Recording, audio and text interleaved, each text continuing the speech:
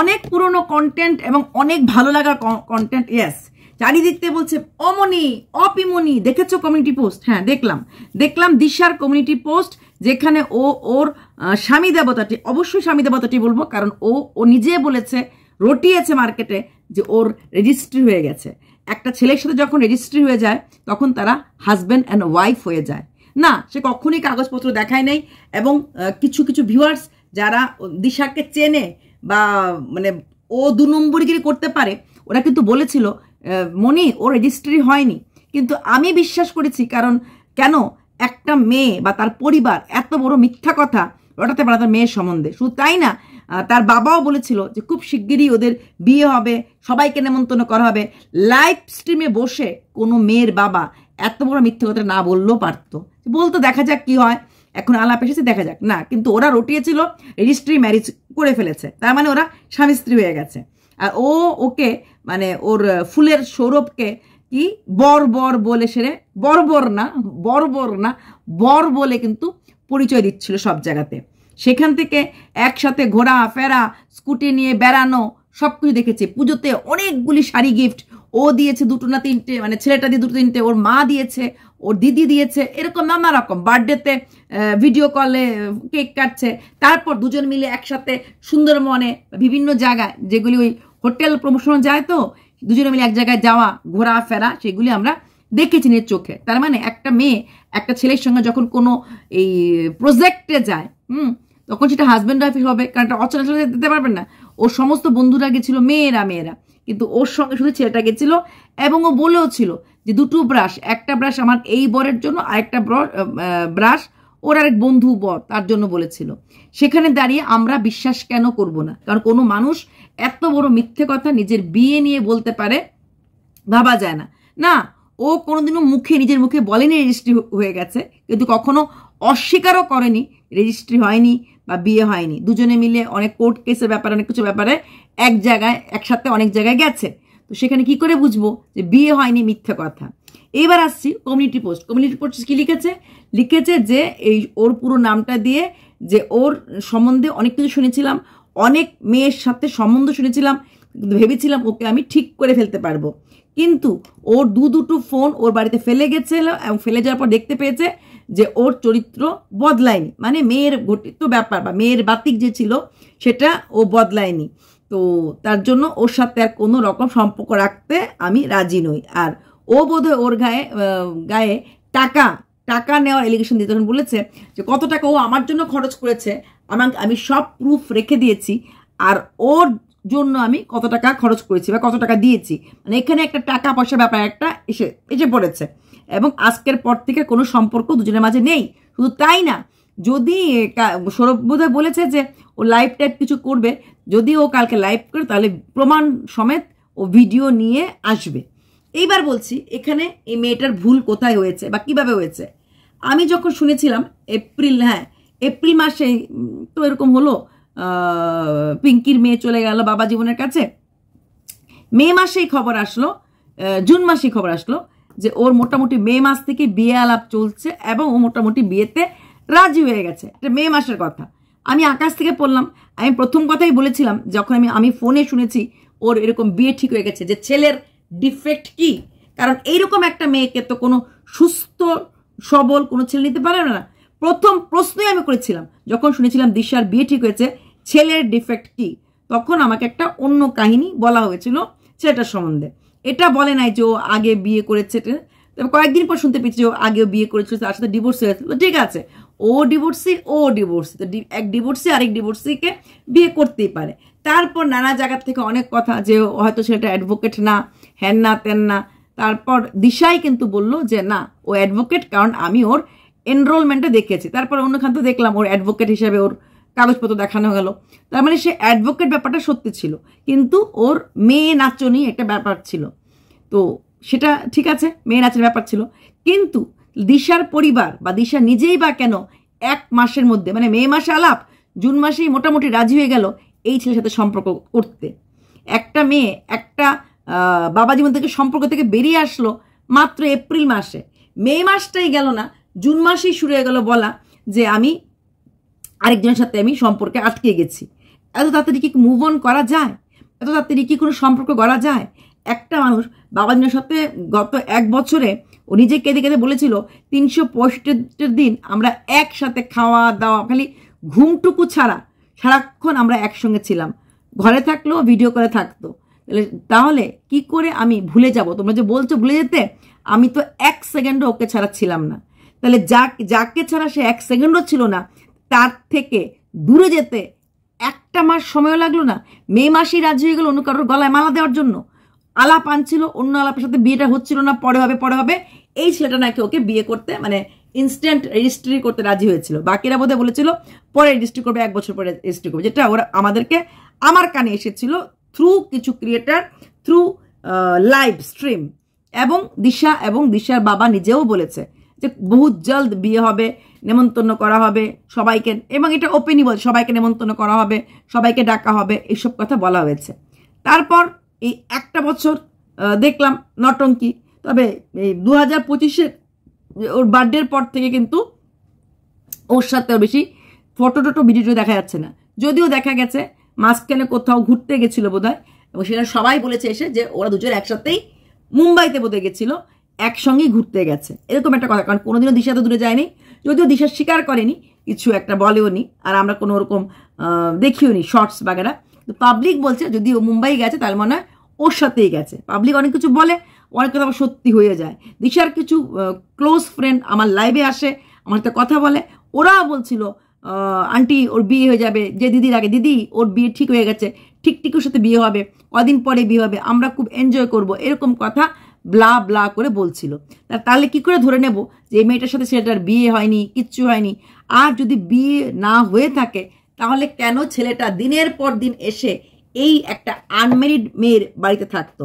হ্যাঁ, যদিও দিশা বলেছে যে আমি আর মা এই ঘরে ঘুমাই, ও ঘরে ঘুমায়, যাই হোক যে ঘরে ঘুমায় না ঘুমানো কিছু বলতে পারে। ফুল দেওয়া, এত করে ক্যাডবেরি দেওয়া, এবং বারবার বলা আমি রেগে গেলেই আমাকে ও ক্যাডবেরি দিয়ে ফুল দিয়ে ভরিয়ে দেয়, যখন যা চায় তা দিয়ে ভরিয়ে দেয়, এই কথাগুলি কিন্তু বারবার দিশা নিজেই বলেছে। দিশা যখন শিওর ছিল না ছেলেটা ভালো না খারাপ, তাহলে কেন ছেলেটার সম্বন্ধে এত কিছু প্রশংসা করেছিল? আর কি করে 1 মাসের মধ্যে একটা মেয়ে দূরে চলে যেতে পারে? এত তাদের দূরে চলে যাওয়া যায়? যদি কাউকে আমি ভালোবাসি তার থেকে আমি ফট করে সরে যেতে পারবো? দিশা কিন্তু সরে গেছিল। এবং ওর সাথে এই ছেলেটার সাথে বাড়িতে এনে রাখা, ওর বাবা মাও বাড়িতে এনে রাখা, খাওয়ানো দাওয়ানো। হ্যাঁ, ও দিশাও বলছিল যে আমার মা ওকে প্রচণ্ড ভালোবাসে, আর ছেলেটার মা দিশাকে প্রচণ্ড ভালোবাসে। দুজনের সাথে গল্প, এমনকি লাইভ স্ট্রিমের মধ্যেও ফোন এসেছিল যে তোমার মা বলেছে তোমাকে একটু কথা বলার জন্য। এতটাই মিল দেখালো। কিন্তু কিছু ভিউয়ার্স ছিল, তারা কিন্তু সন্দেহ করছিল যে আমাকে বলছে না রেজিস্ট্রি হতে পারে না, রেজিস্ট্রির কাগজ কই। এটা আমারও মনে হয়েছে, রেজিস্ট্রির কাগজ দেখানোর জন্য অনেকবার ওকে বলা হয়েছে। ও বলেছে দাঁড়াও দেবো। তারাপীঠে গেছে সবাই মিলে একসাথে, তখনও সবাই বলেছে তারাপীঠে নাকি ওদের বিয়ে হয়ে গেছে। তারপর তারাপীঠ থেকে ওরা অন্য জায়গাতে গেছে, ওই কি মাসির বাড়ি, দিদার বাড়ি, মানে ছেলেটার মাসির বাড়ি, দিদার বাড়ি অনেকটা দূরে, পুরো পরিবার মিলে গেছে। তারপরে কি করে বুঝবো? এত কিছু দেখানোর পরও পুরো ব্যাপারটাই ছিল একটা হচপচ মার্কা, পুরো ব্যাপারটা ছিল মানে ঘোটালা। এখন লিখেছে ছেলেটা চিটিংবাজ, ছেলেটা আমাকে ধরে মারে, এবং সে আমার থেকে টাকা পয়সা নিয়েছে। যদিও ছেলেটা নাকি বলে বেড়াচ্ছে টাকা পয়সা দিশা নিয়েছে, এবং সে লাইভ করে বলে দেবে কত টাকা দিশা নিয়েছে। এদিকে দিশা বলছে টাকা পয়সা ও আমার থেকে নিয়েছে, আমিও লাইভ করে বলে দেবো বা ভিডিওকে বলে দেবো কত টাকা নিয়েছে, আমার কাছে প্রমাণ আছে। তাই বলি, ফট করে একটা ছেলে, হঠাৎ করে একটা মেয়ে যে কিনা সোশ্যাল মিডিয়াতে এতটা পপুলার, এবং যার কিনা গায়ে ভালো রকম স্পট আছে, ন্যূনতম স্পট না, হ্যাঁ, এবং মানে অনেক কিছু ঘটনা সে ঘটিয়েছে তার জীবনে, কি করে তাকে কেউ গ্রহণ করে? আর গ্রহণ করলেও কি করে তাকে ছেড়ে দিয়ে রাখে? বিয়ে যখন করবে বলে ঠিক করেছে, তাকে ছেড়ে দিয়ে রেখেছে কেন? নিশ্চয়ই কোনো কারণ আছে বলে ছেড়ে দিয়ে রেখেছে না। তো এইরকম একটা মেয়েকে তো ছেড়ে দিয়ে রাখা যায় না, 1 বছর ধরে ছেড়ে দিয়ে রাখার কোনো মানে হয় না। ওর বাবা বলেছিল ওর বাড়িটা ঠিকঠাক হলে পরে বিয়েটা দেবে। বাড়ির ঠিকের জন্য, কারণ মেয়ে যখন যে কোনো সময় পাশেই বাবা জীবনের বাড়ি চলে যেতে পারে, আবার ব্যাক টু পেভিলিয়ন, আর সেই বাবা জীবনকে ওর মা বাবা দুজনেই কেউ মেনে নিতে পারছে না, পারবেও না। তাহলে যদি ডিভোর্স দেওয়ার পর, মানে বাবা জীবন আর পিঙ্কির মেয়ের ডিভোর্স হয়ে যাওয়ার পর যদি বাবা জীবনে আবার চলে আসে, সে ভয়টা থাকা দরকার ছিল। তাহলে তো তখনই বিয়েটা দেওয়া দরকার ছিল, কিন্তু বিয়েটা দেয় নাই। তার থেকে এখন অনেকে বলছে বাবা জীবনের সাথে পিঙ্কির মেয়ের ডিভোর্সটা তো মোটামুটি ফাইনালাইজ হয়ে গেছে, যদিও ডিভোর্সটা বোধহয় এখনো হয় নাই। লাস্ট ডেট ছিল 23 মে, কিন্তু ওই মেয়েতে কি হয়েছে না হয়েছে, কার্যসিদ্ধি হয়েছে কি হয়নি, ডিভোর্স হয়েছে কি হয়নি, এটা নিয়ে কিন্তু কোনো দিক থেকে কোনো কথা আসেনি যে হ্যাঁ ডিভোর্স হয়ে গেছে, বা পিঙ্কির মেয়েও নেচে কেঁদে বলেনি যে হ্যাঁ আমার ডিভোর্স হয়ে গেছে, আমি আর সম্পর্ক নেই, তো বলে কোনো কথাই হয়নি। মনে হয় ওই ডেটটাতে ডিভোর্স হয় নাই, বোধহয় আবার কোনো নেক্সট ডেট পড়েছে, এটা আমার ধারণা। তবে কি ধরে নেব যে খুব শিগগিরই পিঙ্কির মেয়ের সাথে ডিভোর্সটা হয়ে যাবে বলে ও এখন আর এই সর্দার বাবুকে লাইক করছে না, সর্দার থেকে সরে আবার বাবা জীবন হই হই হই হই হই হই। কারণ এটা আমরা অনেকেই ভেবেছিলাম, আমিও তো ভেবেছিলামই যে পিঙ্কির মেয়ের সাথে ফুল অ্যান্ড ফ্লেজের ডিভোর্স হয়ে গেলে পরে ও হয়তো আবার সেখানে ফিরে যাবে এবং আবার হয়তো ওদের সেই খেল শুরু হবে, যেটাতে আমার কোনো আপত্তি নেই। কারণ তাতে আমরাই কন্টেন্ট পাবো, বা আমি কন্টেন্ট পাবো, যেহেতু ওরা আমার একটা পুরনো কন্টেন্ট। আর পিঙ্কির মেয়ের সাথে যদি ফুল ফ্লেজের ডিভোর্সটা হয়ে যায় তাহলে ওরা যদি ঘোরাফেরা প্রজেক্ট যা কিছু করুক, এক্সকারশন, কোনো আপত্তিকর থাকতে পারে না, কারণ তখন তো ডিভোর্স ছিল হয়ে গেল। কিন্তু 1 মাসের মাঝে কি করে একটা মেয়ে একটা ছেলের সঙ্গে দিন রাত কাটানোর পর মুভ অন করতে পারে, সেটা কিন্তু আমারও বোধগম্য হচ্ছিল না। তারপরে যখন ওর বাড়ির লোকরা বলছিল রেজিস্ট্রি করে ফেলেছে এবং ও বলছিল খুব সুখে আছে, ফুলের তোড়া, ক্যাডবেরি, কি আর কি সারাক্ষণ দিত ওকে, এত বড় বড় ক্যাডবেরি, এত বড় বড় ফুলের তোড়া, এতগুলো গোলাপ, তারপরে ওকে পায়ের মধ্যে পায়েল পরিয়ে দিয়েছিল এবং বলেছিল কথা দাও আর কোনোদিনও খুলবে না। এই নটঙ্কিগুলি দেখার পর মনে হচ্ছিল সত্যি সত্যি হয়তো বা ওদের রেজিস্ট্রি হয়ে গেছে। তারপরেও আমার একটা ডাউট ছিল যে 1 বছর হয়ে গেছে, তাহলে বিয়েটা সোশ্যাল ম্যারেজটা কেন হচ্ছে না? রেজিস্ট্রি করেছে, তারপরে ও বলেছে যে এত তাড়াতাড়ি আমার তো বেশি ভালো যায় না, দিন ভালো যায় না, সোশ্যাল ম্যারেজটা এত তাড়াতাড়ি করবো না, আরও কিছুদিন পরে করবো। তখন আমি ভেবেছিলাম রেজিস্ট্রি ম্যারেজ হয়ে যাওয়া মানে তো বিয়ে হয়ে যাওয়া, সোশ্যাল ম্যারেজ করতে এত ধীরে করছে কেন? আমি ভেবেছিলাম হয়তো ঘর দরজাগুলি আরও ঠিক, কারণ 2টো রুম করেছে, গত বছরের করেছে নিজের বেডরুমটা, আগের বছর করেছে কিচেনটা, হয়তো আরও 1-2টো রুমকে সুন্দর করে সাজিয়ে গুজিয়ে তারপর হয়তো বিয়ে করবে, এটা ধারণা ছিল। কিন্তু এক্ষণে কমিউনিটি পোস্ট দেখার পর মনে হলো, এটা আমার ডাউট ডে 1 থেকে ছিল, সত্যি কি ওদের মধ্যে রেজিস্ট্রি ম্যারেজ হয়েছে, বা সত্যি কি ওরা এক হতে পেরেছে? কিন্তু অবাক লাগে মা বাবা কি করে ঘরের মধ্যে এভাবে একটা ইয়াং মেয়ের বাড়িতে এইভাবে একটা ইয়াং ছেলেকে এনে রেখে দেয়। এখন যদি ওদের মধ্যে ছাড়াছাড়ি হয়ে যায়, এই মেয়েটার গায়ে আরেকটা ছেলের স্পট লেগে গেল, দুনিয়া জানে ওর কোর্ট ম্যারেজ হয়ে গেছে, ওর রেজিস্ট্রি হয়ে গেছে, এমনকি দুনিয়া ওর সাথে ছেলেটার সাথে ঘুরতেও দেখেছে, গাড়ি করে বেড়ানো ধেরানো। তাহলে আরেকটা ছেলের সাথে এই মেয়েটার নাম আবার রটে গেল। নিজের মেয়ের জীবন নিজেদের হাতে কোনো মা বাবা নষ্ট করতে পারে বলে আমার তো মনে হয় না। মানলাম মেয়েটার একটা দাগ পড়ে আছে শরীরে, তারপরও তো একটা ভালো ছেলে দেখে খোঁজ খবর নিয়ে দিতেছিল বিয়ে। আর যদি বিয়ে না দেবে, কিছুদিন পরে দেবে, তাহলে বাড়ির মধ্যে ছেলেকে ঢোকানো দরকার ছিল না, যে আসা যাওয়া আছে, একটুখানি থাকে চলে যায়, এরকম হতে পারত।